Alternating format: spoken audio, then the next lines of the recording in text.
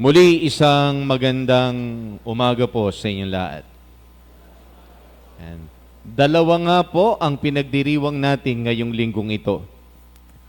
Una, ika-4 na linggo ng Pasko ng Pagkabuhay. Sa buong simbahan, sa buong mundo, inaalala si Jesus ang mabuting pastol. Ngayon po ay linggo ng mabuting pastol.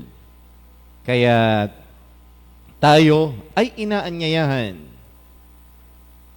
na makinig at sumunod sa mabuting pastol dahil tayo ang kanyang kawan, tayo ang kanyang mga tupa. Ikalawa, pinagdiriwang nga po natin ngayon ang 12 taon ng ating dedikasyon bilang parokya. Unahin po natin, linggo ng mabuting pastol. Yun pong ating unang pagbasa at yung ating ikalawang pagbasa, pinapakilala kung sino yung ating mabuting pastol. Ang sabi po sa ating unang pagbasa, sinabi po ni Pedro, doon sa mga tao, akala nyo ba, dahil sa aming kapangyarihan, kaya nakalakad ang lumpong ito? Sinabi po ni Pedro, hindi. Kaya siya nakalakad dahil kay Jesus. Sa pangalan ni Jesus, kaya nakalakad ang lumpong ito at hindi dahil sa aming kapangyarihan. Yon ang nilinaw ni Pedro. At sinabi pa niya, sa mundo, walang ibang pangalan ang makapaglalapit sa Diyos maliban sa pangalan ni Jesus. Walang ibang pangalan ang maglalapit sa atin sa Diyos, kundi si Jesus. At di ba yon ang layunin ng ating mabuting pastol? Ang nais ng mabuting pastol, dalhin tayo sa mabuting pastulan.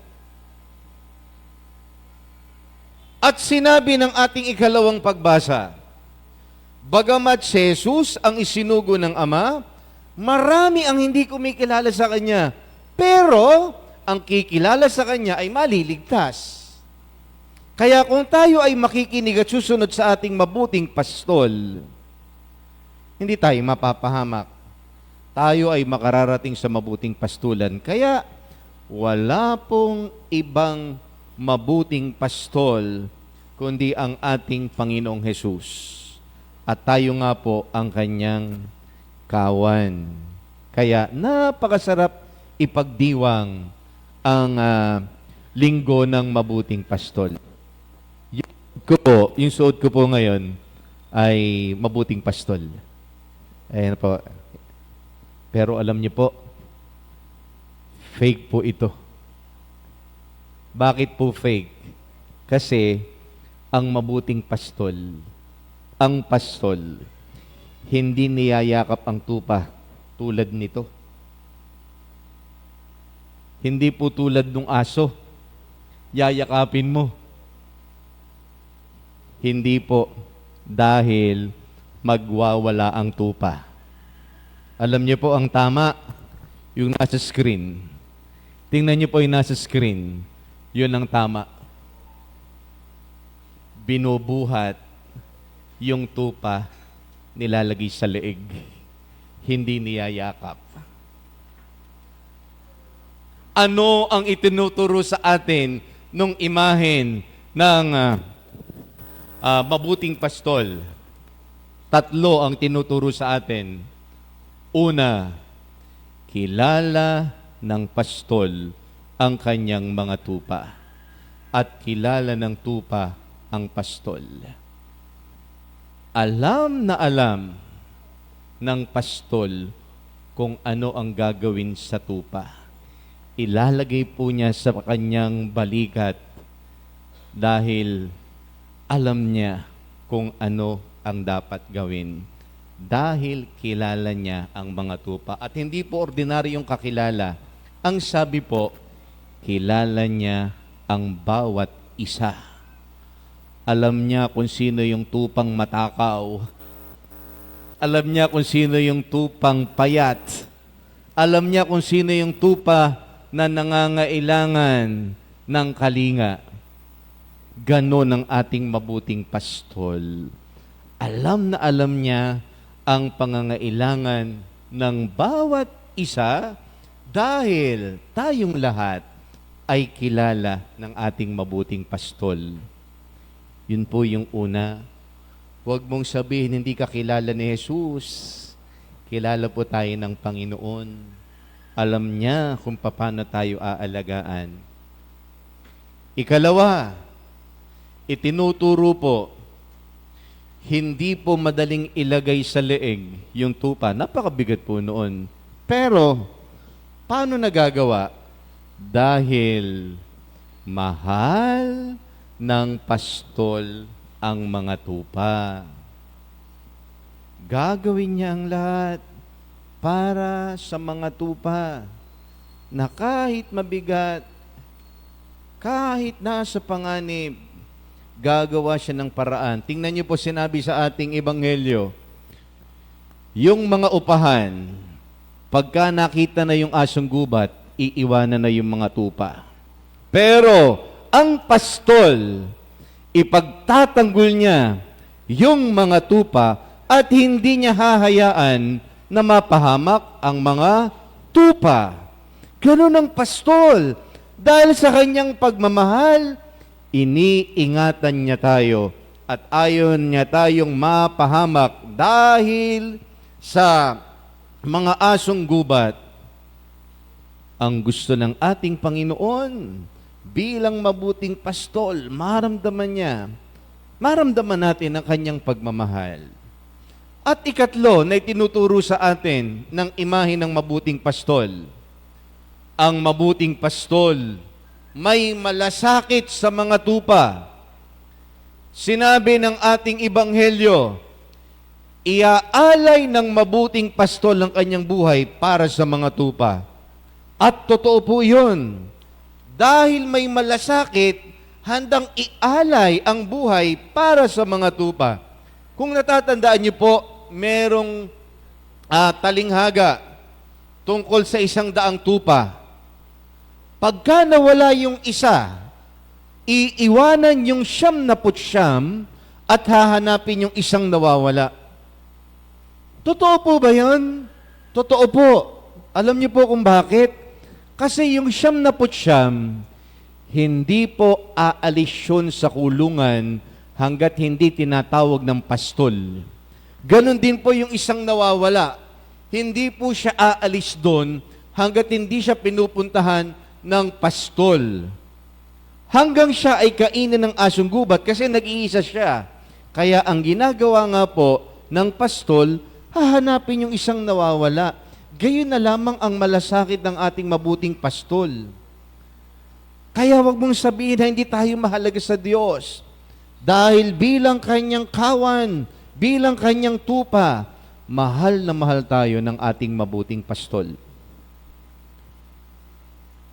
Alam niyo po, wala po sa pastol ang problema. Ang problema nasa tupa.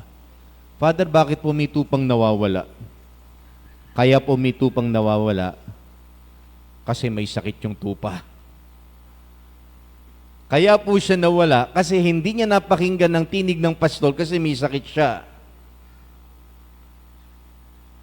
Kaya hindi nadidinig ang tinig ng pastol dahil merong dinaramdam. Kaya merong tupang nawawala. Ano pa ang dahilan? Bakit nawawala yung tupa? Dahil sa masyadong ingay, hindi niya nadinig ang tawag ng pastol. Dahil abalang-abala sa mga bagay sa paligid, hindi niya napakinggan ang tinig ng pastol. Bigyan ko po kayo ng halimbawa. Ito po, ang ingay sa paligid, yung social media. Alam niyo po, yung social media, maraming napapahamak. Huwag ho kayo kagad maniniwala sa social media. Dahil marami sa social media fake. Kasi marami po sa atin sa social media nabubuhay. Kung anong nakita, ipopost ka agad para sumikat. Sandali ho. Marami pong nabubudol sa social media. Sinukat yung singsing. Kinuha na ng picture, saka pinos. Meron akong bagong singsing, sinukat lang naman. Yung nakakita naman, inggit na inggit. Buti pa siya, meron siyang bagong singsing. Hindi naman pala sa kanya. O kaya eto, meron po ako napanood. Meron pong mag-boyfriend. Gandang-ganda dun sa isang kotse. Yung sabi, tara magpa-picture tayo kunyari sa atin. Kaya nagpa-picture po yung dalawa kasama yung kotse. Maya-maya dumarating po yung ex ng babae. May ex po yung babae. Sabi niya, "Oy, yan yung ex mo." Sabi, "Oy, nag-iisa siya. Tayo ngayon, masaya tayo. Tapos meron pa tayong kuhang picture sa kotseng magandang ito." Ginawa po ng babae, kinantsawan yung kanyang ex. "Oh, ba't nag-iisa ka? Kawawa ka naman." Sabi po nung ex, "Susunduin ko yung girlfriend ko eh." "Ba't nag-iisa ka? Naglalakad ka." Pupunta ako sa kotse." "Wow, ikaw may kotse?" "Oo, may kotse ko." Ang ginawa po nung ex, pinindot yung remote. Tumunog yung kotseng pinukuha na nalang picture. Sa kanya pala yun. Inis na inis yung mag-boyfriend. Akala ko nakaisa kami, yan pala kami mapapahiya.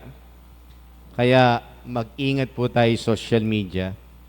Ang social media po maingay lang, pero marami doon hindi totoo. Kaya maraming naliligaw dahil sa mga ingay sa paligid. Handali, tinatawag tayo ng mabuting pastol. Ayaw niya tayong mapahamak. Makinig tayo at sumunod sa Kanya.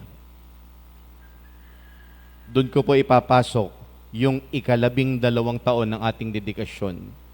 Sana po ang ating simbahan ay maging lugar kung saan nararamdaman natin ang ating mabuting pastol na nag-iingat sa atin. Sana pag pumapasok tayo sa simbahan, nararamdaman natin na ito ay tahanan ng Diyos.